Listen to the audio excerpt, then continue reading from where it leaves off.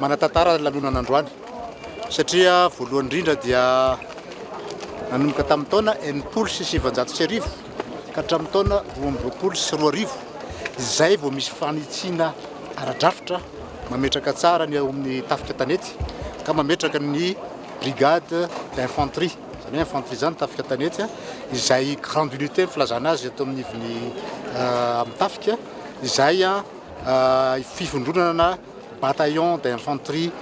maromaro indray misy bataillon roa na rehefa hoe brigade ternaire dia misy bataillon telo no anatiny dia misy koa ny brigade d'appui spécialisé izay misy voalohany indrindra amin'ny tantarantsika misy atao hoe bataillon médical satria zany dia lesona nosotonana hoe retex ozy dia miaramila retour d'expérience tamin'ny resaka covid sy ny resaka kere satria ilayntsika tokoa zany manana bataillon médical afaka mandefa docteur sy infirmier amin'ny fotoana izay ilana azy sika amin'ny toerana rehetrarehetra misy eto Madagasikara zay ny ilansika an'ilay bataillon médical ao ihany koa ny unité de protection civile anatin'io brigade d'appui spécialisé io satria ina ny antony satria hitanareo tamin'ny cyclone Batsiray sy Minaty ilay tondradrano farany teo dia reo unité de protection civile reo nahafahantsika tena nahamonjy be indrindra ny vahoaka malagasy izay tratrany ireny rivo-doza sy fiakaran'ireny rano ireny hitanareo nanomboka tany atsimon'ny Tomasina, Mananjary, Manakara, Farafangana be dia be ny asan'ireo unité de protection civile reo ary tsy latsa-danja ny bataillon du génie izay